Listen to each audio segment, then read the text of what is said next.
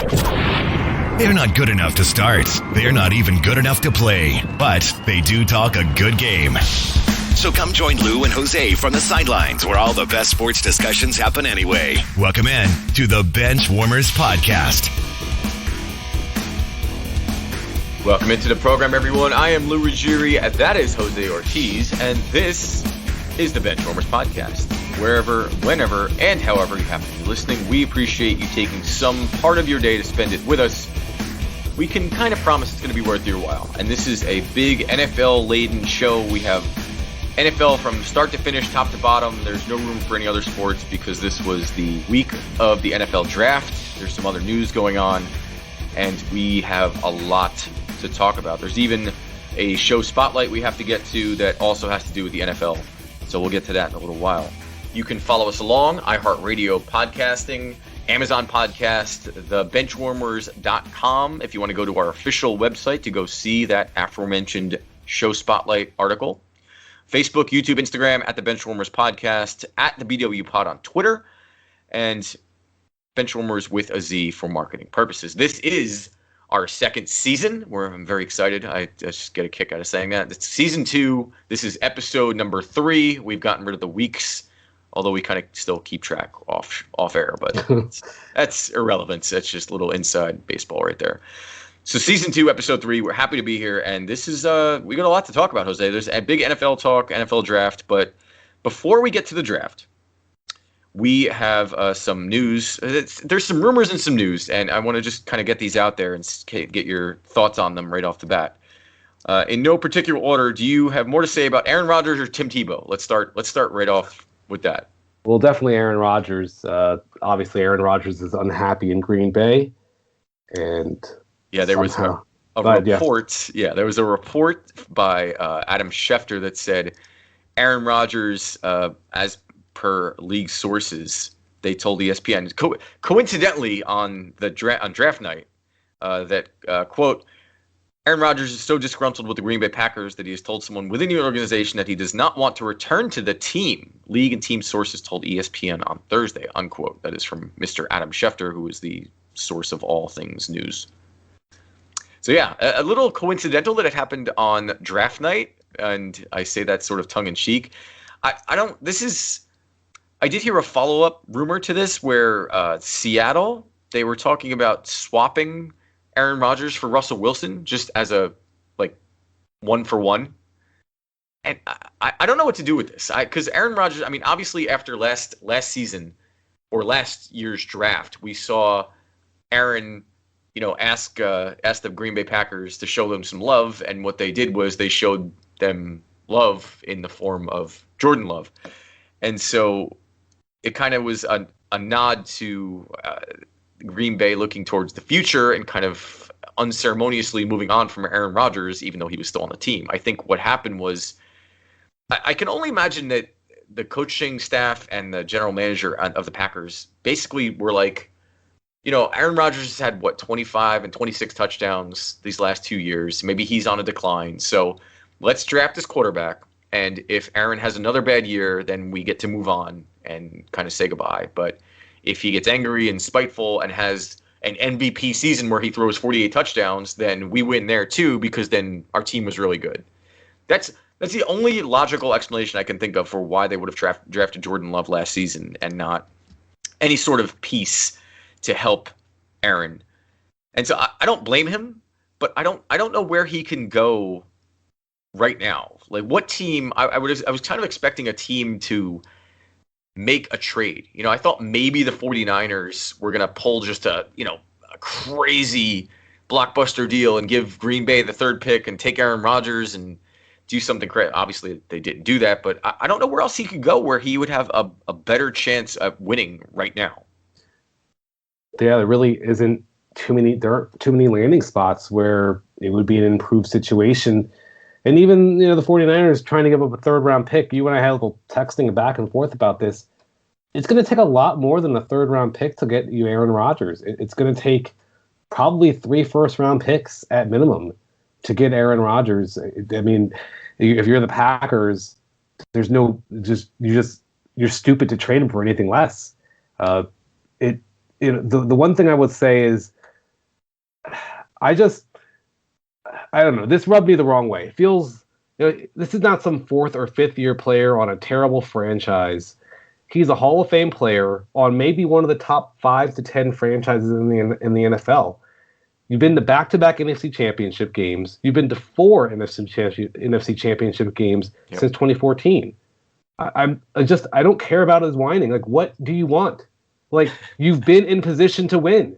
You've been in only a handful of players have been in better position to win since you've been in the NFL. What do you want?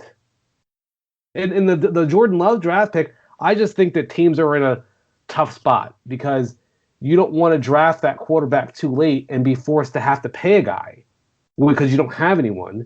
But then you don't want to draft him too early and insult someone. And we saw the Tampa Bay a few years ago, the New England Patriots drafted Jimmy Garoppolo a little too early. We just saw that the Buccaneers drafted Kyle Trask in the second round of the draft. Mm-hmm. Like, you have to draft insurance. You have to have an insurance policy. Yeah, I will say, I mean, the Packers this year, you could make a case that they did help Aaron Rodgers because their first round pick, they picked Eric Stokes, who was a cornerback out of Georgia. And honestly, I mean, offense wasn't the problem for the Packers last year. It's their defense that was just getting pummeled and ran all over in the last 2 years. You know, against the 49ers, Raheem Mostert's probably still running in that game. It was embarrassing.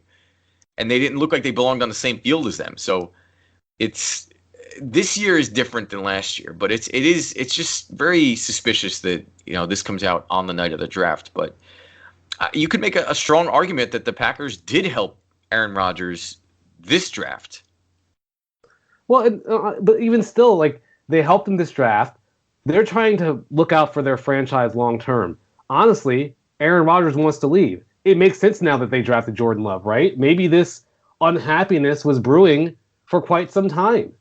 And they're like, listen, we need to draft someone just in case this guy decides to hold our entire franchise hostage, which he is one of the few quarterbacks that has the power to do that. And I'm not really feeling a lot of sympathy for Aaron Rodgers right now. Even last year, you get to the NFC Championship game, but your team was good. You had a good team last year. You had a good team the year before that. You just didn't win because there were better teams out there. It happens. I don't know what you're getting upset about. Yeah, and it is funny though that in the last 10 drafts in the first round, the Green Bay Packers have taken 9 defensive players, and the one offensive player they picked was that is funny. Jordan Love. Yeah. Also, fun fact: I found out that no Green Bay quarterback has ever played 17 seasons for Green Bay. Brett Favre, 16 seasons. Bart Starr, 16 seasons. Aaron Rodgers, 16 seasons. That is interesting, but, you know, that is a long career. That's a long time to play for one franchise still. They did trade up, the Packers, to take Amari Rodgers a little bit later. So they did take a wide receiver in the draft. So in the third round. Yeah. But as you said, you look at that team last year, offense was not the problem. Obviously, he threw 48 touchdown passes. What, you want to throw 57 touchdown passes? Like, what do you want? That's really what I want to know from Aaron Rodgers. What do you want that the Packers aren't doing? What is it that you're looking for?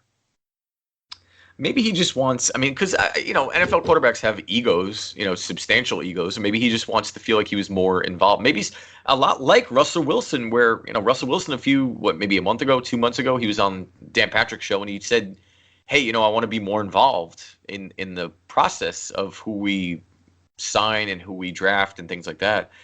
Maybe that's all it was. Maybe a simple phone call last draft before Aaron Rodgers, finds out with the rest of us watching that the Packers are taking Jordan Love. Maybe a phone call ahead of time and just say, hey, man, just a quick heads up, we're taking a quarterback. Just something to prove that he's important. It's just people want to feel like they matter. And, especially somebody of that caliber. I mean, Aaron Rodgers is one of the greatest quarterbacks of all time. I mean, he has every right to have an ego. And it's just maybe he feels slighted, and it's kind of understandable. But I guess I don't know. Would you trade if you're Seattle? Would you trade for Russell Wilson? Because I know if you're Green Bay, I think you take that trade. No, I think if I'm Seattle, I want Aaron Rodgers plus because Aaron Rodgers is what 6 years older than Russell Wilson, something like Yeah, that. something 5 years, like that. Yeah. 5 years older, and I don't think there's a considerable drop off from Aaron Rodgers to Russell Wilson. I would say Aaron Rodgers is better, but Yeah. I don't think there's a But there's less considerable time. drop off. And yeah, I mean basically Aaron Rodgers. Although I will say that Tom Brady is kind of redefining what like how long a player is supposed to be. Like Aaron Rodgers, 37 years old. Does he have 6 more seasons? Like I don't even know what to expect, especially after coming off 48 touchdowns last year. And keep in mind, he didn't play for the first 3 years he was a pro. So his age and the mileage on him is not the same. There are basically him and I would say him, Russell Wilson, Patrick Mahomes, and maybe Josh Allen, perhaps Justin Herbert are the only quarterbacks I wouldn't just trade right now straight up for Aaron Rodgers. Yeah, I mean, I think if you're Atlanta, you would think about it. If you're Dallas, you certainly should have thought about it. Yeah. Even if Cleveland, I mean, could you imagine? Absolutely. Could you imagine the team that Cleveland has? I mean, I don't know that they could afford it. Obviously, there's a lot of math involved there, but I don't know. The Broncos seem like they're actually making phone calls about it, which I guess he would follow in Peyton Manning's footsteps. But the Broncos, I guess they have some talent on offense, but they have a great defense. But I don't know. The Titans come to mind. Yeah, Titans. I just think that Aaron Rodgers is in the best position. He's got Aaron Jones. You've got Devontae Adams. So basically, you have a top 5 wide receiver, a top 5 running back. Fine, maybe if you don't put Aaron Jones in the top 5, top 10 certainly as far as running backs are concerned. I don't know them. They have a pretty good offensive line. The Saints would be an interesting. Saints would be great. Spot. Yeah, please. Yeah, I'll trade you Aaron Rodgers. You give me Jameis Winston. I mean, come on. Really? That's the thing. These teams don't have anything to offer for Aaron Rodgers. Yeah, I think that he'll. So all right, let me ask you, who is starting for the Packers opening day this season? Aaron Rodgers. Okay, I agree. I think he plays out this year, and I think after this year he's somewhere else. Yeah, absolutely. I thought he would get traded. I thought he would get traded last year, but they ended up having a great season, so you couldn't really trade him.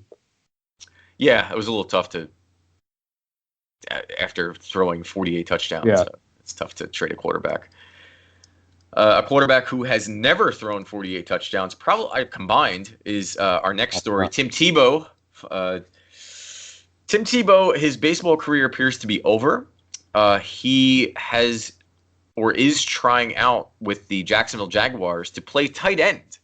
And so this is sort of a reunion of Tebow and Urban Meyer. Tim Tebow helped Urban Meyer become Urban Meyer with that crazy good Florida team. Mm-hmm. So I wonder I feel like this would have been a good move for him like 10 years ago. You know what I mean? Or 5 years ago. It's just, I think that people look at him at Tebow and see, he can be like Taysom Hill. Taysom Hill ran a 4.40. Do you know what Tim Tebow ran in the 40-yard dash? Probably like a 4.6, I would imagine. 4.71. Oh, man, that's almost like how you and I might be that fast. Yeah. I don't know. Yeah. So it's, Tebow is not Taysom Hill. Taysom Hill is a very special kind of athlete. I mean, Tim Tebow's he's a bigger guy. I mean, he's what, 6'3", 220, 225, something like that. But I don't know. I want this to happen just because I think it's interesting from a media standpoint where it's fun. You put Tim Tebow there, maybe put him in on a gadget play and give him, I don't know how it's interesting is what I can say about it. It is interesting. I'm happy that Tebow has come around and moved off of his stance of I'm only a quarterback. I'm not playing any other, I'm not playing any other position.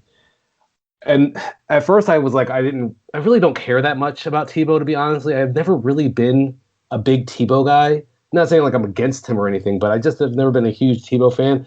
But while you were talking, I happened to just look up who the Jaguar starting tight end is. Do you have a guess of who the Jaguar starting tight end was as of last season? There's the Jaguars starting Or could you name any tight ends? It doesn't even have to be a strict. Just name any tight end on the Jaguars. on the Jaguars Because from last season. Yeah, from last season. There's only one that even like. I'm trying to think of any Jaguar tight ends in history. I think Mercedes Lewis wasn't he on the Jaguar for a little while? I believe so. That's a fair point though. They don't have a long history of great tight ends. It's not James Robinson. No. I'm just trying to name any Jaguars from last year. I have no idea who their tight end was. So I thought it was James O'Shaughnessy, who sounds like a good guess. Their backup tight end. Oh. according to ESPN, their depth chart. So, take it with whatever you want. But Chris Manhertz is their tight end, who I literally never heard of until I saw his name just this second. So from that standpoint, there does seem to be an opening at the tight end position for the Jaguars. And Tebow is a talented athlete. That 4.7 40 might play better at tight end than it does at other positions. Yeah, and I think that the other benefit to this is that it could be good for Tim in the sense that he could transition into a coaching staff position with Urban Meyer. I think that would be good for him. And also, I mean, while his talent as a quarterback was not good at all, I think that he could probably mentor Trevor Lawrence and teach him a lot of things that he learned along the way, maybe things that you shouldn't do as opposed to things you should do. But he does seem like the type that might take a guy like Trevor Lawrence under his wing and say, hey, here, here's the lay of the land from how I saw it. Yeah, that's a good point, because sometimes when you are trying to turn around a franchise, which is exactly what they're trying to do in Jacksonville, you kind of need locker room guys. And Tim Tebow is like the picture book definition of a locker room guy, even if he's not going to be out in the field and performing at a high level. He still is going to be setting the example of the way you carry yourself off the field, which is a little underrated, I think. And it might be good for Trevor Lawrence too, because all of the media attention is going to be, it won't be directly on him. It'll be, Tebow can take a little bit of the heat and some of the spotlight, which might be good for a rookie quarterback. But, absolutely. Yeah, we'll see. I mean, I hope that it happens just because it would be fun to see Tebow back in the league. I don't know that he's really going to help that much, but moving on. So in other news in the NFL, fifth-year options from the 2018 class have pretty much been announced straight through. So here's what I want to do. I'm going to run through these 1 through 32. I just want you to say agree or disagree. Okay. And we'll just kind of get through it because there's a whole bunch. But all right, in order. Quarterback Baker Mayfield, his fifth-year option was picked up, $18.8 million. Agree. Yes, I agree too. Saquon Barkley, Giants exercised his $7.2 million extension. $7.2 million, that's it. Yeah, definitely agree. This one I didn't agree with at first, and you convinced me that it's probably a good idea. So I think I would like to see him as a free agent because I'm curious who would want to pick him up. But I think that, I guess it's a good idea. Sam Darnold extended with the Panthers, $18.8 million. Only agree because he's on the Panthers right now. If he was on the Jets still, it would be a disagree, but agree. 100%. I agree with everything you just said. Cornerback Denzel Ward for the Browns exercised his $13.2 million option. Wow. I didn't realize the number was that high, but I think I agree. He's been a pretty good quarterback for them. Yeah, you have to. I think you have to at this point. You're all in. Linebacker Bradley Chubb for the Broncos exercised $12.7 million contract. That's an easy agree. He's been fantastic for them. Yeah, he has. Guard Quentin Nelson for the Colts exercised his $13.7 million option. Good for him. Yeah, that's also an easy agree. Fantastic. I'm going to say this again. I said this back in 2018 on draft night. You did. With that fourth pick, the Browns took Denzel Ward, and I think they should have taken Quentin Nelson, and I would love to see what the Browns would be like right now if they had Quentin. Not to say Denzel Ward was bad, but Quentin Nelson was all-pro in his rookie year. And I'll take that even a step further. I was a huge fan of the Saquon Barkley at number 2 pick, but looking back, I think clearly if you weren't going to take Josh Allen at number 2, clearly the pick was Quentin Nelson. Yeah. Or you could say Lamar Jackson too, but there's Quentin Nelson should have absolutely been in consideration for the number 2 pick. Josh Allen exercised $23.1 million option. Easy agree. Agree. At 8, linebacker Roquan Smith for the Bears, his option was exercised $9.7 million. I'm going to say agree, but I think he hasn't been quite what I would have expected him to be. He's been good, but I expected him to be like, the next Ray Lewis type, and he hasn't certainly come up in that. Yeah, for essentially almost $10 million, I think you keep him on for another year.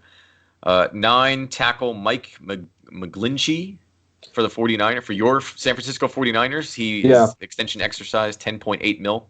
Easy agree. He's been a linchpin of that offensive line. It's part of what we're trying to do. So, agree. 10th quarterback. This got us talking a little off air. Josh Rosen.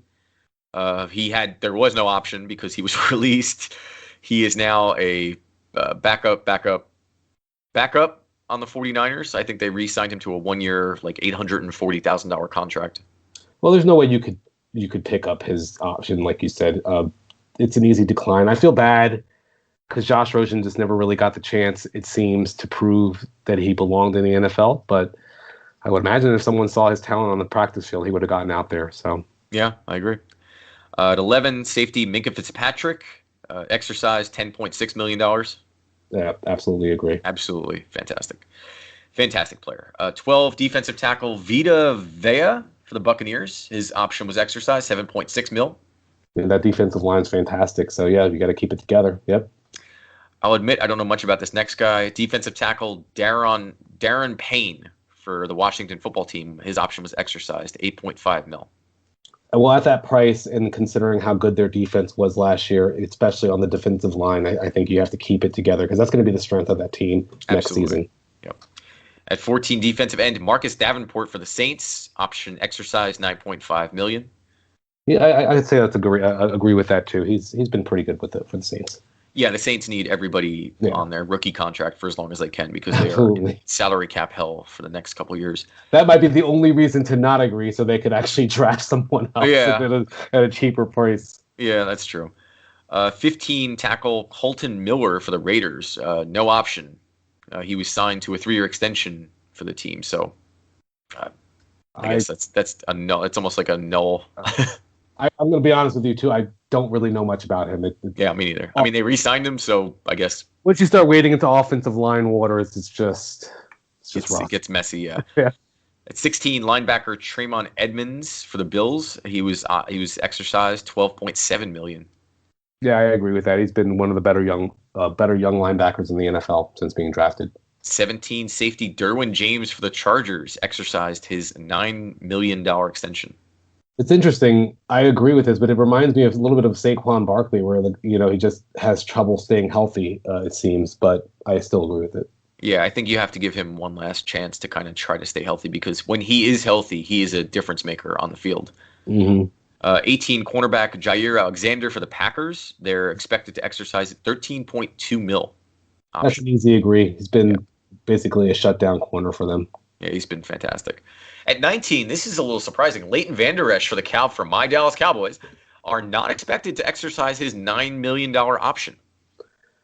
I was a little surprised by this. I'm going to say I don't agree with the move to keep him. And this actually was talking to you about it because at first I said, well, I agree because he can't really stay healthy. But when he's been healthy, you've seen the flashes. You've seen the elite playmaking and the sideline to sideline tackling ability. You got to just try and keep this guy healthy and get the most out of him. I think it's a mistake to let him go. I agree. I mean, the only thing I can think is that maybe they're going to try to re-sign him for less than the $9 million option if he wants to stay there. I mean, he becomes a free agent, so someone else could offer him that. But maybe with his injuries, maybe he'll be a kind of a scary prospect for some other teams. I mean, the Cowboys did just draft Micah Parsons in the first round at linebacker, right. And I can't remember who they also drafted another linebacker that I can't remember. So perhaps they're just, hey, we don't want to deal with you being healthy. You're not healthy. We have Jalen Smith. We're just going to stick with Jalen Smith and our rookie class and move forward that way. I think that they should pick up his option. It just seems like, he can, if anything, he can move into the Sean Lee role where it's like, hey man, you're a part-time player, but when you're on, you're on. So Yep. I don't know. I think I just would have done things differently. Okay, but then again, I've said that about the Cowboys for a long time now. Yeah. 20 center Frank Ragnow for the Lions. His option was exercised, $12.6 million. This is one I'm going to disagree with, just because what are you exercising anyone's option for? You're in complete rebuild mode. You should be jettisoning anyone who costs you any sort of money. Yeah. So I'm not saying he's a bad player. Just what does it matter? You're not going to be good next year, or you're not going to be good this year. You may as well just shed payroll and start over, or trade him. Maybe that's what they're doing. Maybe they're re-signing him to trade him, but I can't give them that much credit because they're the Lions. So fair point. At 21, another center, Billy Price for the Bengals, will not have his option exercised. This is why I'm going to just claim I don't know much about Billy Price and his play. I'm going to have to just trust the Bengals on this one. Yeah. 22, linebacker Rashaan Evans for the Titans did not exercise his option. I don't really know much about him either. I guess maybe that's why. I'm going to agree with this. I'm going to agree with this. He has not lived up to expectations at all. At 23, tackle Isaiah Wynn for the Patriots exercised his $10.4 million option. Agreed. He's been a solid player. Yeah, he's been good. Yeah. 24, wide receiver DJ Moore for the Panthers. His option exercised, $11.1 million. Yeah, that's an easy agree. He's probably in the border of a top 10 wide receiver in the NFL. Yeah, so. Yeah, he's going to, and presumably he might be better this year. 25, tight end Hayden Hurst for the Falcons. Falcons will not exercise his option. Well, had they not drafted Kyle Pitts, this would be a complete disagree. But obviously, you just drafted Kyle Pitts. Why would you? Yeah, I would disagree. I think you should. I mean, it's $5 million. Like, just having. I mean, Hayden Hurst was a solid tight end. I mean, if Kyle Pitts is, 60% of what people think he's going to be unbelievable. So why not just go all out? I mean, think of the offensive packages you could put on the field, especially with 26 wide receiver Calvin Ridley, who was exercised his $11 million contract. That's an easy. You had to extend him. Of course. I think it just kind of comes down to also. I'm not sure what the Falcons' salary cap situation is, but I know that DJ Moore is going to be wanting to get paid. You know that Julio Jones already is getting paid, and he may be traded, but he hasn't been traded yet. Matt Ryan's being paid. Like, they have a lot of players on that team being paid. Maybe they just say, hey, you know what? We don't need a backup tight end making that much money. Calvin Ridley, not DJ Moore. But yeah, Calvin Ridley. I'm sorry. Yeah, we don't need a. Go ahead. Yeah, 27. Rashad Penny will not have his extension exercised. It was going to be $4.5 million by the Seahawks. That's an easy agree. I mean, hasn't been able to play, so you can't. First round running back. That's a big whiff by the Seahawks. 28, safety Terrell Edmonds for the Steelers. They're not exercising his option. I agree with this just because he hasn't. I mean, he's been good, but he hasn't been great. And as a first round pick, you're supposed to be great. So, 29, defensive tackle Taven Bryan for the Jaguars, not exercising his extension. This is another one I'm going to have to claim some ignorance on. I'm not fully familiar with him. And at 30, the cornerback Mike Hughes for the Vikings. They're not exercising his option, which I assume is if we've never heard them, that's a good reason that. Well, and the Vikings have had a terrible defense, right? Like they haven't had one, but they had one last season. Yeah. And you're starting cornerback, so we're not paying you. At 31, running back Sony Michel, the Patriots are unlikely to exercise his $4.5 million option. Not surprising at all, and I agree with this. Not only can he not stay healthy, when he's been healthy, he hasn't been good. So yeah, he started off really well, it seemed like, and then it just, I don't know what happened. It just fell off a cliff. I don't know. I think I would have kept him on one more year just as like a third down back or something, maybe. I don't know, but it's not a lot to spend, but. Yeah, I just think it's a telltale, like a cautionary tale for everyone who's like, when a player has one good season, not to just assume he's a top 10 player at that position. The NFL catches up to you. And then finally, what do you do after that? At 32, quarterback Lamar Jackson, no surprise, the Ravens extended his contract $23.1 million. That's obviously that's a no-brainer. Yeah. So that's it. Those are your 50-year options for this year. So that's going to be very interesting to see what happens after this. I think Baker Mayfield is the most interesting one out of any of them, but that remains to be seen. I think Sam Darnold probably, but yeah, Baker. I can see Baker. He's on that edge. I think Sam Darnold has a pass at this point. I think that if I'm the Panthers, if they get even a glimmer of ability and success out of this, the argument could be, well, it's a new system, it's a new team, it's a new coach, it's a new offense. He did well enough. Let's keep him around. I think Baker. I think this is it because there's no excuses this season. He didn't make any excuses last year. He had a good year last season. He didn't have an Aaron Rodgers type year last year, but he had a good year last season. Right, but that was 1 year. And he had a good year the first year. So he had one bad year and 2 good seasons. It's 2 bad seasons. Was it his rookie year where he set the record for most touchdown passes in the season? Yes. And then the second year was the Freddie Kitchens. That was Freddie Kitchens, yeah. And then last year was the new one where they won the first playoff game. Not saying it was because of Baker, but it wasn't like he had nothing to do with it either. Sure. And so I think that if he does well this season, then you have a 3-1, and that becomes obvious. But if he has a bad season, then you're 2-2, and then that becomes a giant question mark, especially when you're talking about $150-200 million of salary cap. Yeah, who knows exactly what these guys are going to get paid? My goodness, I can only imagine. Yeah. So all right, let's take a break, and we're going to come back, and we're just going to dive into the NFL draft. We have a lot of questions to kind of toss around and discuss, and we're just going to kind of give you our reactions from the first, second, and who knows. We can go through all the rounds if we really want to. You can follow us along iHeartRadio, podcasting, Amazon Podcasts, Facebook, YouTube, Instagram, Twitter at the BW Pod. On Twitter, the Benchwarmers Podcast. On everything else, thebenchwarmers.com, Benchwarmers with a Z. Go check it out. We're going to take a break, and we'll be right back. This is the Benchwarmers Podcast.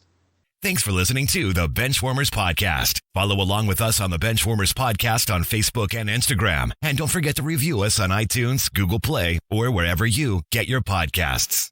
If you're sick with COVID-19 or think you might have it, take steps to help protect other people from getting sick. Stay home except to get medical care. Call the doctor before visiting. Separate yourself from others who live with you. Wear a cloth face covering to protect others. Cover your coughs and sneezes with a tissue and clean your hands right away. Avoid sharing items with other people in your home. This includes things like towels and bedding. Be sure dishes are washed in hot water or the dishwasher before anyone else uses them. Stay aware of how you feel. If you start to have difficulty breathing or if you're worried about your health, call your doctor. For more tips, visit cdc.gov. Welcome back to the Benchwarmers Podcast, where being all talk is actually a good thing. Now, back to the action. Or talk, I guess.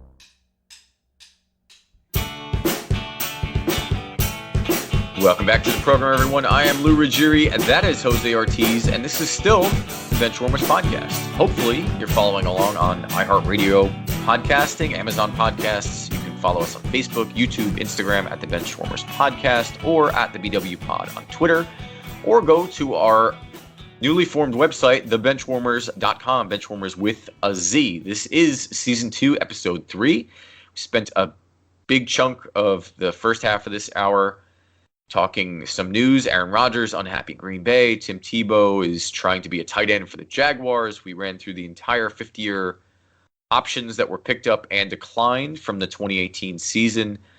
And we have to talk NFL draft now. It's I think everyone saw it. I actually didn't check the numbers. I was curious to see if more people watched the draft this year than last year. I somehow doubt that it was, because last year we were so starved for anything sport related that I think the entire world watched. I think it was like 55 million people watched the draft last year. I don't know. I didn't see the number this year, but I meant to, and I did not. But yeah, we can talk. I think the very uneventful first pick, the Jacksonville Jaguars picking Trevor Lawrence, I think that's been a lock for about 3 years now. or at least a year since the Jaguars were taking it. But I think anybody in that first spot, I don't think there's any team that was going to be in that number one spot with Trevor Lawrence for all the fanfare that's been made about him that someone would pass him up. But speaking of first draft picks overall, I wanted to take this moment to kind of do our website spotlight and toot my own horn a little bit. I put an article, we introduced this idea of the Hall of Lame, and lame not in the sense of the 90s kind of, that's silly or stupid or whatever.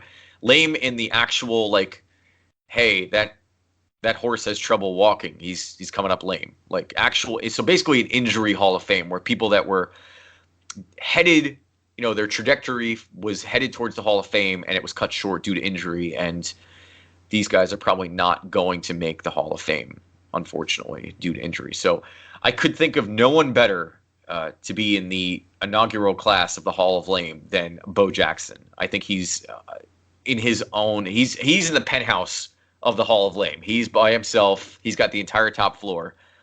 And the article that I put up this week was basically just a reflection on his career and how just unbelievably dominant he was, not only in college, but for the short time he was a pro NFL running back and a pro baseball player. He hit a home run in his very first MLB at bat. And then after he had his hip replacement, his very first at bat after his hip replacement, he also hit a home run. Bo was just unbelievable. I have stats coming out my ears in this article, and you can, even the most lazy internet search of Bo Jackson highlights will just send you into a very giddy kind of, wow, that shouldn't be possible kind of feeling. Yeah, some guys are just special. And it's when you're a ridiculous athlete among other ridiculous athletes, where like the best athletes in the world look at you and like, man, how on earth are you doing that? That's what Bo Jackson was, just perhaps the most incredible athlete we've seen in modern history, just from top to bottom. The legends have continued to grow, as you pointed out in your article, from the 4.1240, which I don't even know what that looks like. That, like, I can't even imagine. Like, you've got Tyreek Hill running 4.2 something, and that would look slow compared to Bo Jackson. Yeah. And then the fact that he's able to play football and baseball, and you do wonder, as you pointed out in your article, maybe if he had just chosen one. I mean, he was also a world-class track athlete as well. Yeah. So if you just choose one sport, perhaps his body holds up more. Maybe there was something maybe if he was an athlete in today's day and age, where there's a little bit more focus on body conditioning and things like that, maybe he gets a little bit more longevity in his career. It's just one of those things, and I'm glad you really explained what the Hall of Fame was, because I was getting worried that the initial sound of it, a Hall of Fame, like it wouldn't play as something that's positive, but this is actually a positive thing, where it's like, hey, we're recognizing that you are a great athlete, but you just, your body didn't hold up to injuries, and it prevented you from meeting your ultimate potential as an athlete. And there's no other person who would embody that more than Bo Jackson, because everyone knows. I mean, the guy was in a cartoon with Wayne Gretzky and Michael Jordan. That's what I'm surprised you didn't mention, or maybe you didn't. I just overlooked that. But no, I forgot to even include that. You're right. As far as cultural relevance, right? When you're put on the same stage, think about this. You're put on the same stage as Michael Jordan, the greatest basketball player of all time, arguably, and inarguably the greatest hockey player of all time, Wayne Gretzky. That really says something about what the caliber of athlete that you are. And I feel like it's a trip down memory lane, and I only got to see Bo Jackson I didn't see like prime Bo Jackson. I saw a highlight, and I saw him, a little later in his NFL career. It was a really nice nostalgic trip down memory lane to read that article and just kind of remember just how dominant he was, and the fact that we probably haven't seen another athlete come close to him as far as pure athleticism. Yeah, I mean, I think Deion Sanders is about the closest we've seen off, in terms of just pure athletic ability. But Bo, the interesting, and I think that campaign, that Bo Knows campaign, Yeah. aside from Air Jordan, might have been one of the most memorable and effective campaigns of sports marketing I've ever seen. It's Bo Knows, it's the Air Jordans, and then Jordan with Larry Bird like off the arches, off the backboards. Yep, McDonald's. Yep. That those are kind of Jordan Gatorade like Mike. I mean, you're going to see a lot of Jordan stuff because there was so much creativity around his marketing. But yeah, Bo Knows is definitely up there. And some of the stats I found that were interesting. The one stat that I came across doing research for this article was that Bo Jackson averaged 5.4 rushes, yards per rush attempt. And that would put him in terms of among running backs, that ties him for first all time with Jamal Charles, who also has 5.4 yards. But most of the websites that I looked at, most of the stat organizations don't acknowledge him because of a lack of rushing attempts. A lot of places have like 750 minimum attempts, and Bo only rushed for 515, which it seems kind of arbitrary. I thought, it's like if you're in the NFL and you're rushing 500 times, you're a professional running back. It's not like you had one game where you had 6 rushes for 40 yards. What was the minimum again? What was the minimum that you could have? 750. Well, I guess they must have come up with something for that, but yeah, that does feel very arbitrary. What is that? 3 seasons, maybe? Yeah. I don't even know. Yeah, Bo, he rushed 515 times for 2,782 yards and 16 touchdowns, and that was in just 23 starts. So, yeah.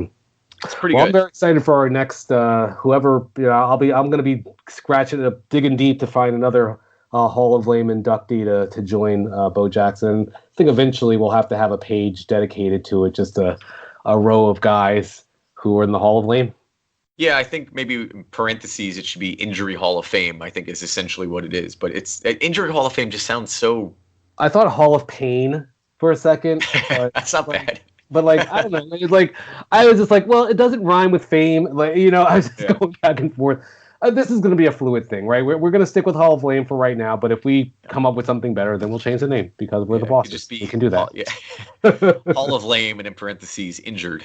Yeah, that could be maybe the way to do it. But yeah, in any event, Bo was supposed to be taken first overall by the Bucs. And you talk about what ifs with Bo Jackson. What if he played football? What if he played baseball? What if he never got hurt? The other what if is for the Tampa Bay Buccaneers. And what if Bo Jackson played for the Buccaneers instead of kind of giving them the stiff arm and saying, no, I'm not playing. And then he fell. They lost his rights in the next season. The Raiders picked him up in the 7th round. Oh my gosh.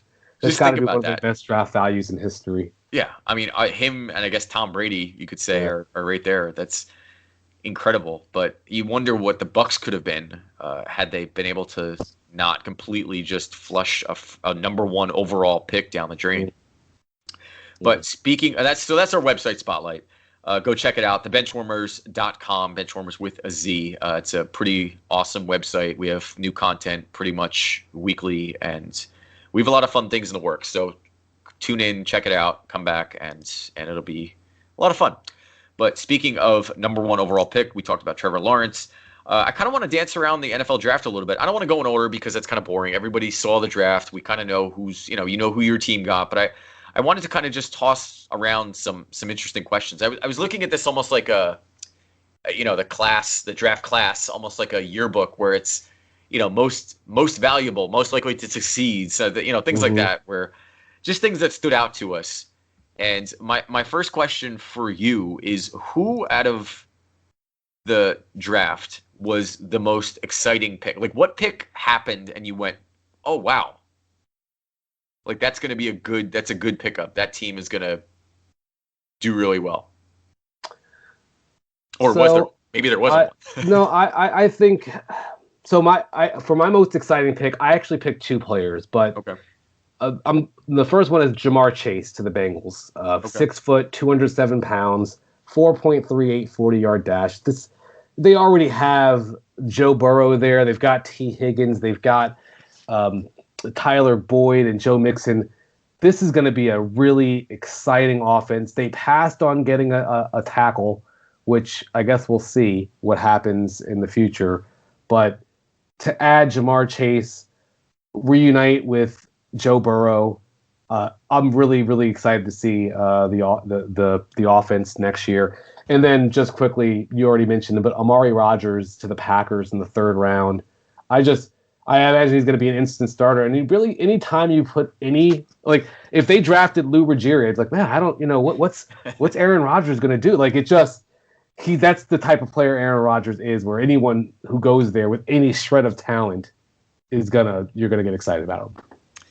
Yeah, I agree with that. And there was a couple things. So the first pick where I went, oh boy, Kyle Pitts going to the Atlanta Falcons. That is just became immediately clear. Because there was thoughts like, is the Falcons going to move on? Are they going to pick a quarterback? Are they going to draft a future? And the Falcons just said, hell no, we're going all in for this last season or this last 2 seasons or whatever Matt Ryan has left.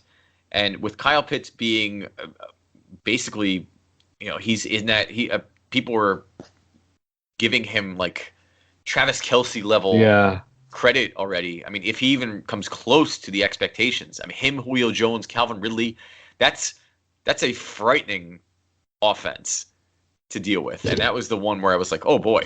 The other one is sort of, it's a combo platter of things, and it involves one of the ones that you just mentioned, and Jamar Chase. It was the reunions of a bunch of different quarterbacks and wide receivers that I thought was really, really interesting. And Jamar Chase with the Bengals, with Joe Burrow, from LSU, I thought was interesting. There was the Eagles took Devontae Smith with Jalen Hurts. Jalen Waddle was reunited with Tua in Miami. And I think there was one more that I'm forgetting. Did you already mention Devonta Smith with? Yep. Okay, so but those guys being and then I guess in a lesser extent, Trevor Lawrence and ETN being. Oh yeah, okay. That he's not a receiver, but just sort of the idea of reuniting this your quarterback, your young star quarterback, with someone that he's familiar with. I think is a brilliant move. I thought it was really smart by all these teams because. You have a young quarterback, and what do we talk about? I always, I'm always arguing for the young rookie contract, and your argument is always like, continuity, and it's a good argument. And I think that this is a good hedge against that, in a way, because you're fast forwarding, you're speeding up that comfort level with receivers, because they already know, Joe Burrow is already pretty well versed in how to time a route with Jamar Chase and vice versa. The only thing that I thought was interesting was that the Dolphins, with their 6th pick, you have Tua Tagovailoa, who is the Alabama quarterback. He was throwing to both Devontae Smith and Jalen Waddle. And I thought it was kind of weirdly telling that the Dolphins picked Jalen Waddle over Devontae Smith. Devontae Smith, the Heisman Trophy winner, I mean, he was an unbelievable receiver. Jalen Waddle was injured most of the last year with a bad ankle injury. And it just seemed interesting that they went with Waddle over Smith, presumably with Tua's input. So I don't know. I don't know if that says more about how good Waddle is, or if they just don't believe in Devontae Smith. Well, I think there's a consensus among the industry that Waddle is probably a better player than Devonta Smith, and with Devonta Smith's explosion this year was partly due to Waddle being injured most of the season. I do think that's a little disrespectful to Devonta Smith because he was tremendous this past year. I think it boils down to size. I'm not 100% sure how big Jalen Waddle is, but I know that Devonta Smith is kind of a small guy. I remember looking at him on TV when he won the Heisman. I was like, man, you don't really look like a football player. Yeah, he's skinny. He's a skinny guy, and Jalen Waddle is 5'9.5" and 180 pounds. Well, I mean, that's guess that's not much. That's not much better. That's not much better. I wish I knew enough about. Like, I'm not going to sit here and say I've watched every snap of either of these guys. I'm familiar with them. I've watched them play. Devonta Smith is fantastic. It's it's hard to say much about Waddle because the last time we saw him, he was hobbling off the field. So it's hard to say. Yeah, I mean, Devontae Smith is actually taller than Jalen Waddle. He's 6 foot. He's listed here on NFL.com as 170 pounds, but I thought that he weighed in at like 166, I thought it was. But, Devontae Smith, the one thing I wonder about him is I wonder if he's going to kind of follow in and this is a big shoes to fill, but like the Jerry Rice kind of mentality where, Jerry Rice, what do you run? Like a 4.6 40, I think. He was not good. Come his pro day or combine. And yet somehow when he was on the field, he was the most dominant receiver we've ever seen. He just was unbelievable. So I do wonder if maybe that chip on his shoulder for Devontae Smith, maybe he feels like he has something to prove. I feel like it could go either way. I feel like he could be a complete bust and just wash out especially on the Eagles, who have a track record of making really bad decisions on wide receivers in the first round. Yeah. But maybe the Jalen Hurts connection, maybe that helps. I don't know. I feel like it's either going to be a huge bust or a huge boon. It could also be, we've seen slot receivers kind of come into vogue, and I think that Devonta Smith could have a lot of success as a slot receiver. They did spend the first round pick last year on Jalen Reagor, JJ Arcega-Whiteside, who's been complete bust since he's been drafted. But I don't know. I'm not going to pretend to know what the Eagles are doing. Obviously, Devonta Smith is a talented guy. Really quickly, though, I looked up Jerry Rice's 40-yard dash time. 4.7. Wow. 7 seconds. Randy Moss, by the way. That's Tim Tebow time. Randy Moss, 4.25. Oh, my goodness. Tim Tebow and Jerry Rice ran the same 40 time. I was so curious. Maybe Tim Tebow, to go back to our earlier story, we talked about Tim Tebow trying out as a tight end for the Jaguars. And we were making fun of him for running a 4.7 40. Yeah. Maybe there's hope, Tim. Yeah. He'd still be the greatest wide receiver of all time. But yeah, it's. I think with all these wide receivers, you're kind of splitting hairs. I would imagine all three of them are going to be good receivers and have some level of success. I think Jamar Chase, to me, has the highest ceiling. I mean, I agree with that, except that he's on the Bengals. I feel like physically and his talent is higher than the other ones, but I'm wondering if being a Bengal is going to hinder his progress. It didn't hinder Chad Johnson. Well, he was a great receiver. Chad Johnson hindered Chad Johnson. Yeah. Or I'm sorry, Ocho Cinco. Please. All right. So aside from that, what pick struck you as kind of the most questionable? Like when it happened, when you just said, what, why? So I think the most questionable pick to me, let me just have what I had here. So I thought the Broncos, as much as I love Patrick Surtain. Damn it, you just took my... It's exactly the same. I'll leave that one because I actually had three. Here. I have two. Okay, so the Seattle Seahawks only have 3 picks. They only had 3 picks in the entire draft. Yep. They already had DK Metcalf and Tyler Lockett. Why is your first pick a wide receiver? Eskridge. I'm trying to remember his first name. Why is your first pick a wide receiver? It doesn't make any sense. And I was just like, of all the things you could pick to help this team, your first pick as a wide receiver, I just didn't get it. And then, that's probably Broncos and Seahawks were my biggest head scratching moves. Yeah, the Broncos for sure. I mean, that's the one where I was like, wait, what?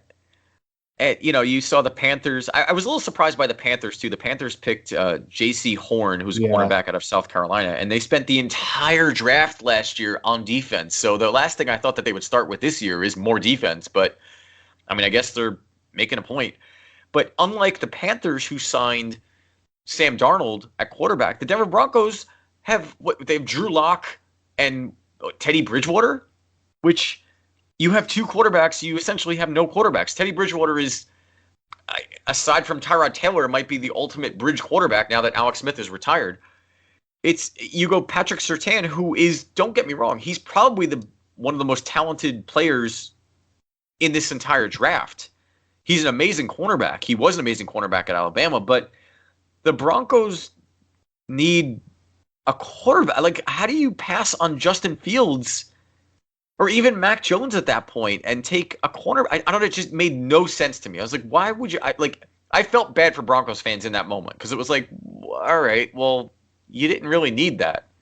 And we followed that up in the second round. They traded up to draft Javonte Williams, and he's a great running back, but you already have Melvin Gordon on your team. And you cut Phillip Lindsay when you probably didn't have to pay him that much money anyway. Yeah. One of the things I look at is, did your team improve in the draft? And I just don't look at the Broncos as the team that got better. Yeah, I feel like they are going to be the exact same. Unless maybe the thinking is maybe they already are washed up for this season and they're just looking ahead to next season. It's just like, let's get the running game in order, let's get the defense lined up, and we'll pick a quarterback next season. Now, does our opinion change if somehow they pull a trigger and get Aaron Rodgers? I don't know what they would have to trade, but if somehow they get Aaron Rodgers over there, I mean, then you have to say it changes. But I mean, that would they'd have to give up everyone though. Like, you'd get Aaron Rodgers, but now Jerry Jeudy and Noah Fant and Cortland Sutton are all gone, plus your next 3 first round draft picks. Yeah, I mean that would be. You couldn't give up all of those guys because their defense. I mean, it does look a lot like the Bronco team before. When Tim Tebow was there, before Peyton Manning stepped in, because they were a good team. It's just that they didn't have their quarterback was subpar and he was holding them back. And as soon as they got someone who was, very good, if not great still at that point, they went to the Super Bowl. And so this team from top to bottom is pretty good for the most part, except at the quarterback position. So I don't know. The other one that got me was the Oakland Raiders. Yeah. Or Las Vegas Raiders. Sorry. I keep forgetting. Las Vegas Raiders, they drafted Alabama offensive tackle Alex Leatherwood in the first round, which this is very confusing because they had, I think, a top 8 offensive line last season, and they spent pretty much the entire offseason dismantling it, only to turn around and take a tackle in the first round. So if you had just kept the tackles that you had, you could have used that first round pick on someone that you could have really used, like, I don't know, a defensive player, because their defense was atrocious last season. And it's really one of these teams that they're kind of caught in, well, are we a win now or are we a win later team? Because by getting rid of all your offensive linemen so you don't have to pay them makes it seem like you're a win later team, but you have a high earning quarterback on your team, which makes you, and you just paid Kenyon Drake $14 million or $10 million guaranteed. Are you a win now team? Like, what are you doing? I don't get it. It's just it does it's feel head like scratching. they have, yeah, it feels like that they have no idea what they're doing. Easily one of the worst picks of the draft. Yeah, so more specifically, I have to ask you, because this was the other, because I mean, the first 2 picks were kind of set in stone pretty much all offseason, but your 49ers kind of held the linchpin. They were the keystone for this draft and, the cascade of events that happened after that. The big talk was Mac Jones. Yeah. And they in true, I guess, Kyle Shanahan fashion, they pulled a little rope-a-dope and trick play on us and a little diversion and took Trey Lance.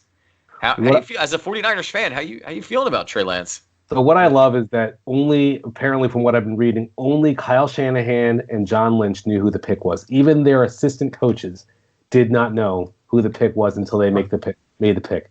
That's how you keep things in house. That's how you make it so there's no leaks and none of the things coming out.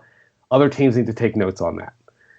As far as Trey Lance, I'm not going to pretend to know a lot about him. I watched some highlights. He's looked really athletic, really impressive arm. I'm very impressed with what I saw. I wanted Justin Fields because I felt like Justin Fields had more. I know he has more game experience, so I kind of like going with that. But I think I said this to you last week, and I've been saying it to everyone. I just believe in the 49ers front office, and so they picked Trey Lance. I'm in on Trey Lance. That's how I feel about them. They've constructed a good team. I've been behind most of their decisions that they've made, so I expect Trey Lance to be successful. Yeah, I thought it was interesting. I mean, it felt like Mac Jones had a pretty low ceiling. He felt like he had a high floor but a low ceiling. I feel like Trey Lance is the exact opposite. I feel like he has, a very low floor and a very, very high ceiling. Yep. And it's interesting, and just some things to keep in mind. And this is why I think Jimmy Garoppolo isn't going anywhere this season, unless he gets injured and then he. I completely agree that he's not going anywhere.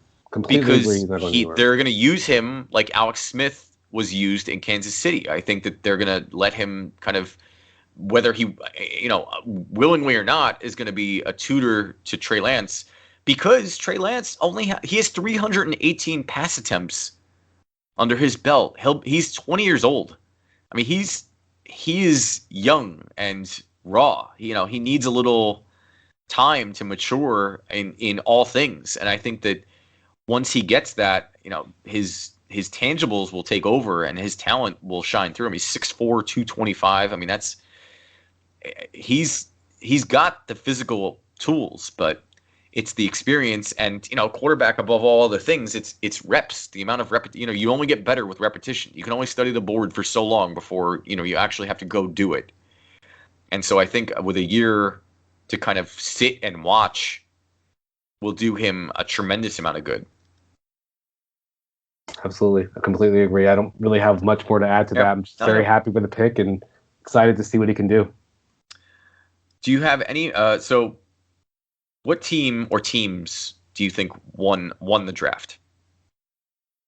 I have two teams that I think won the draft. I'm going to pick one that's the clear winner, and I think the Giants were my big winner of the draft, and it's just because Dave Gettleman filled their need at wide receiver, corner, and defensive line, and also managed to get an extra first, fourth, and fifth round pick in next year's draft. Yeah. Some people may question the Kadarius Toney pick in the first round, and I certainly hadn't heard of Kadarius Toney, honestly, until he got picked there.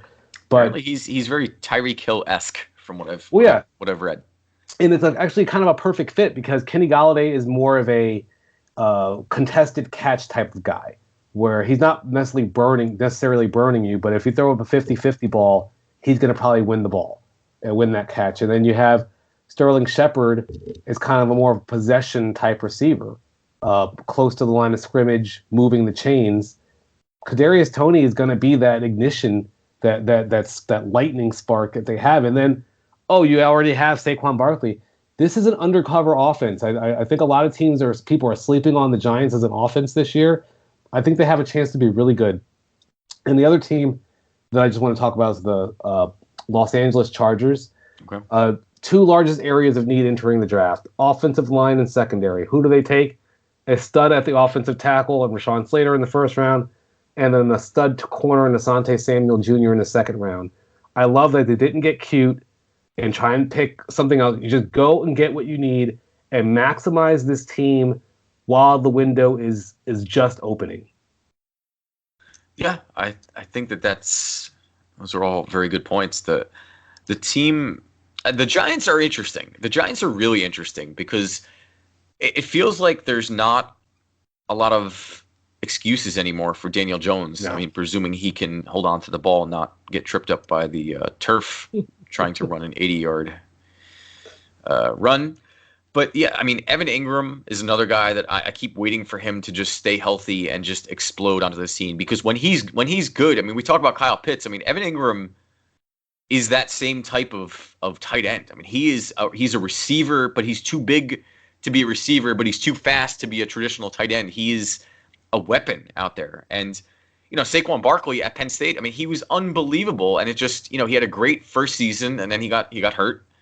So this offense is, I mean, they're ready to go. Yeah. But Kadarius Toney, I'm not familiar with. Like I said, I've heard that he's fast. And then who did they signed? Lions. Kenny Golladay. Golladay, yeah. Yeah. For some crazy amount of money, $18 million or something. Did you have? Oh, good. I was going to say. No. Did you have a player? Because I have a player that I thought was in a really good position to succeed, and I wasn't sure if last year we both identified Justin Herbert as a player in a great position to succeed, and we were both correct. Want to know if we can extend our streak to 2. Yeah. I don't know if there was a player you had in mind. A player I'm looking at is Najee Harris, taken in the first round by the Steelers. I'm going to read off some names to you here. Willie Parker, Rashard Mendenhall, Le'Veon Bell, D'Angelo Williams, and James Conner. All players who rushed for at least 900 yards under Mike Tomlin. And Najee Harris is the first one who was the team actually invested a first-round pick in. I expect big things from him. Yeah, and I think, we talk about Saquon Barkley. The idea of taking running backs in the first round is sort of it feels like it's a little passé at this point and sort of a bad investment. But, you look at the Steelers, and if Ben Roethlisberger's coming back, that team needed a running game. They had no running game at all. You had Ben Roethlisberger, almost 40-year-old Ben Roethlisberger throwing 60-plus times. It's insane. You can't do that. And, yeah, Najee Harris for Alabama, he was a stud last year. So if they can, the Steelers have a great knack for picking, making stars out of unknown wide receivers and running backs. Yep. So that's a great spot for him to be in. Absolutely. That's exactly where I would want to go if I was picked by a running back getting drafted. You could pick a team to go to. That's the one you go to. Yeah, I think I guess it's sort of obvious, but Joe Tryon at 32 for the Tampa Bay Buccaneers. He's an edge rusher from Washington. Obviously it's a good spot to be in because they're the defending champions, but that team, their defense is all coming back. They have such an amazing group of defenders on that team, and you have an offense that can win you the game too, even if you're having an off day. So he's going to learn a lot. Yeah, and if you look at Jason Pierre-Paul and Shaq Barrett, those are guys who are later in their careers. I think Shaq Barrett's 28 years old, and I don't know exactly how old Jason Pierre-Paul is, but I'm pretty sure he's in that age range, 30 at least. And so to go in and be kind of the rookie, the heir apparent on the defensive line, and to get to learn while and kind of in a low pressure spot, really, because all the starters are back. So you just got to go in and not mess it up when you get your name called. It's a great spot. Absolutely. Yeah. And they have Todd Bowles as their defensive coordinator, who, obviously was a pretty good at his job last year. And, you have not only the guys that you named on the defensive line, but then you have Levante David backing up your line. It's a pretty good. Devin White is there too, and then Antoine Winfield Jr. is there. From top to bottom, there's no holes on that team on either side of the ball. So you come in as a rookie. That's best case scenario right there. That's amazing. Absolutely. All right. So as far as team that surprised me in a good way, I want to the Chicago Bears. I want to give them credit.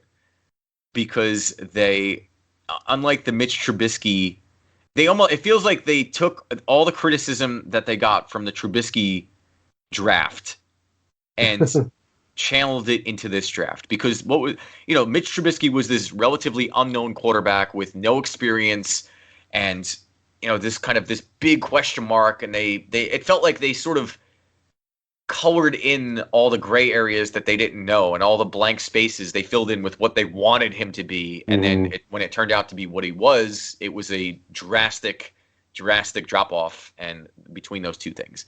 And I think with drafting Justin Fields at 11, it feels like they did the exact opposite. It feels like they took the guy who has experience, who they've seen over and over again, who almost got overcovered in a way. And I think that's part of the reason why he fell a little bit, was because it's almost like people got tired of talking about him. But, if he has an arm, we saw him in that game against Clemson. He took a shot, and I think I don't know if he broke his ribs or he cracked a rib, but he was injured, and he came back and fought and fought and fought and did not give up and made throws and made plays and commanded the offense. And it just feels like the Bears with Matt Nagy and that offense, they could actually do something now. And they have, I mean, they still do have Nick Foles there, I guess, as and Andy Dalton to kind of tutor him. I think that the Bears really, really, really did well. And then beyond that, they took 2 offensive tackles, and they took a running back, they took a wide receiver, and then they took some defense towards the end. And so, if you go quarterback, offensive tackle, that tells me that you're doing things the right way. You're saying, we're taking our guy, he's going to be our future, and we're going to draft some insurance to make sure that we keep our future intact. And you know me, I always love when teams draft offensive linemen. Yeah. I really love to pick Justin Fields to the Bears. And I like that they actually have like I guess you can call Andy Dalton and Nick Foles decent quarterbacks, but I like they don't have like complete trash there where he has to necessarily be thrown right in. I like it when a guy has a chance to just sit for a few games, even if it's for 3 or 4 games, just to sit for a few games and kind of let the game come to him a little bit instead of being forced out there. I thought it was puzzling that a lot of teams passed on Justin Fields, but at the same time, I guess everyone has their own grades and their own things that they need. But yeah, great job by the Bears of seeing an opportunity, moving up. I know that we have to go, we're up against the clock that we got to get going. So I just want to throw out my negative surprise, since you gave a positive surprise. My negative surprise is the Jaguars drafting Travis Etienne.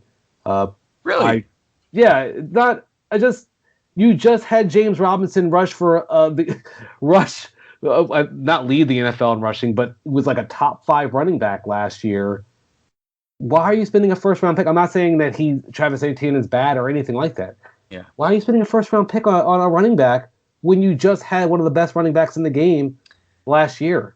And I know you're trying to get the reunion and everything, but it just seems like you had an opportunity to basically the 7th-round running back or the undrafted running back you got last year was playing like a first-round player. So why do you need a second first-round running back?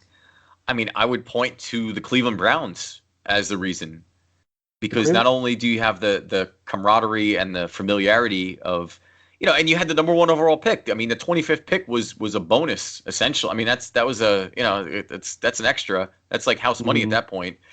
And Travis Etienne is a first. I mean, I don't know that anybody's a first-round running back anymore, but he's been one of the best running backs in college for a long time.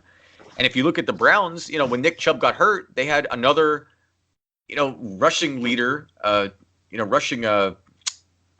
Well, they were able to get him on a Kareem Hunt on a discount because of his off the field stuff, right? This is they not got a James discounted Robinson. price. The Jaguars got James Robinson at a discount. That's fair. Okay, that's fair. I think that it's a good change up. Maybe they could have done better, but I mean, maybe offensive line. I don't know. What else would you take there? I probably would take offensive line. I'm looking at like some of the offensive line.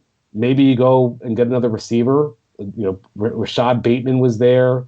I'm looking at the players that came off the board afterwards, at least in the first round. Who's the Jaguars' number 1 receiver right now? Tim Tebow? Laviska Shenault, probably. It's probably Laviska Shenault. I'm not saying that Travis Etienne is going to be bad. I just think that there are a lot of different directions they could have gone with that, and they thought it was a little surprising to me that they decided to go first-round running back. I think they traded up for him. Didn't they trade up? Yeah, they did. They got it from the Rams. Yeah, it just seemed weird to me. I mean, I could see him being sort of a comfort blanket, because James Robinson, if you remember, he's not really a pass-catching running back. I mean, he was an all-purpose back. He was a bell cow. He did everything. But I think it's been proven that we see so few, one bell cow back teams anymore. Running back tandems are kind of that's the way of the future. I mean, everybody has 2 good running backs on their roster at this point. So, maybe Urban Meyer's, maybe he's paying attention. Maybe he's looking ahead. But I could see Etienne being sort of that pass-catching back, where James Robinson is more kind of this downhill runner and just power guy. It maybe becomes Alvin Kamara and Mark Ingram part 2. Yeah. Yeah, and last thing I'll say is just I will finally give the Cowboys some credit. They were smart and they actually traded up in the division with the Eagles, and so they got a 3rd-round pick out of the deal, letting the Eagles go up to take Devontae Smith and let Micah Parsons, from the linebacker from Penn State, come to them, who they desperately needed. I thought that, obviously Patrick Surtain would have been a great pick, but he was off the board by then. Micah Parsons looks to be exactly what the Cowboys need, at least at the beginnings of what they need. He is 245 pounds, and he ran a 4.340. I did not know that. That is terrifying. Incredible. That is incredible. I just want to add to your point about the Cowboys. Everyone in the world knew that the Cowboys needed to drastically improve their defense. What do? They draft a stud linebacker, and then their next 5 picks are on defense. That's how you start to improve your defense. Yeah, good job, that's exactly Cowboys. what they needed to do. And then I know they said that was the last thing, but I lied. The New England Patriots taking Mac Jones, I thought was really interesting. The Bill Belichick, Alabama, Nick Saban correlation there. Maybe he has some inside news. I think it's interesting, the dichotomy that Bill Belichick has on his hands right now, where he has his starting quarterback is one of the most inaccurate, physically gifted quarterbacks in the history of the NFL, and then they draft a very immobile quarterback who was, I think he was the highest, he had the highest completion percentage in college football history, I think. Wow. It's just interesting to see. I'm curious how he's going, Bill Belichick being the genius that he is, I'm curious how he juggles those two things. Yeah, I mean, I imagine Mac Jones will be in there game 5 or 6 because Cam Newton was just terrible last season. Either by injury or just getting the hook. I think you're right. It's not going to be a full season of Cam by no means. No way. He was so bad last year. You can't keep him in there. Cannot keep him in there. Yeah, just put him in on the goal line. That's it. But all right. So I think that's going to do it. We can touch on this more as the weeks go on, and kind of we can see how this plays out. We can give our continue. I think we're going to start doing power rankings. I'm not going to call them power rankings because that's done to death, but we'll come up with something clever. So I think that's going to do it. So feel free to go and follow us along. You want to hear the rest of the show if you're just tuning in. iHeartRadio, the podcasting app there, Amazon Podcast, Facebook, YouTube, Instagram, all at the Benchwarmerz Podcast, or at the BW Pod on Twitter, or simply go to thebenchwarmers.com, Benchwarmers with a Z, and you can check out all things Benchwarmers related. So that's going to do it. For Jose Ortiz, I am Lou Ruggieri, and we'll see you next time. Bye-bye.